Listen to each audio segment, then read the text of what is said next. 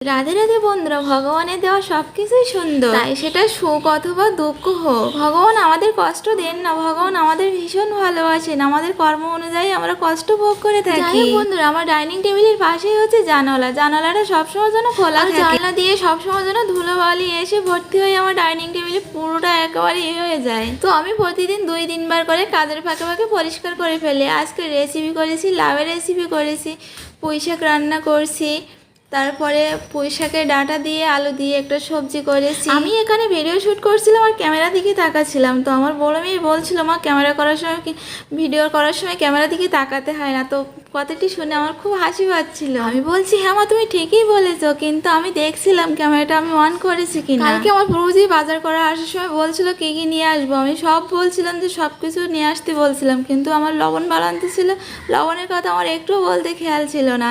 এখন আমি কি করবো, তো একটা দিদির কাছ থেকে একটু লবণ ধার নিয়ে এসেছি। তো আর একটু লবণ আছে, সেইটুকু দিয়ে রান্না হয়ে যাবে। এই দেখুন, আমি এখানে পুঁই শাকের রেসিপি করছি। পুঁই শাকটা আগে ভাবিয়ে ফেলে দেবো, তাহলে একটা তিত করে ভাব থাকে, সেটা আর থাকে না। পুঁই শাক ভাবিয়ে ফেলে দিয়ে রান্না করলে না আমার এভাবে ভীষণ ভালো লাগে খেতে। আপনারা হয়তো এভাবে রান্না করেও দেখতে পারেন, নিরামিষ যারা নিরামিষ খান, এভাবে রেসিপি করলে ভীষণ ভালো লাগে। হয়তো রেসিপিটা আপনাদের সঙ্গে কোনো কারণে শেয়ার করতে পারছি না, কিন্তু এর ভিতরে কিছুটা আলু দেবো, দিয়ে 5 ফোড়ন দিয়ে তেল দিয়ে একটু বেশি করে তেল, কাঁচা লঙ্কা দিয়ে আর কি রান্না করে ফেলবো। ওইদিকে রান্না বসিয়েছি, এদিকে ঘরের ফার্নিচারগুলো পরিষ্কার করতে চলে এসেছি। আমার ঘরে প্রচুর ধুলোবালি আসে। আধা ঘন্টা যদি আমার ফার্নিচার পরিষ্কার না করি, তো আমার ফার্নিচারের দিকে তাকানো যায় না, আমার ভীষণ খারাপ লাগে। যার কারণে যখন সময় পাই আমি ন্যাকড়া দিয়ে পরিষ্কার করতেই থাকি। আজকে আমার বুড়ো মেয়ের স্কুল ছুটি, আজকে স্কুলে যাওয়ার কোনো ব্যাপার নেই। তো আজকে সকাল সকাল রান্না হয়ে গেছে, সকাল সকাল খেয়ে একটু দুপুরবেলা ঘুমাবো।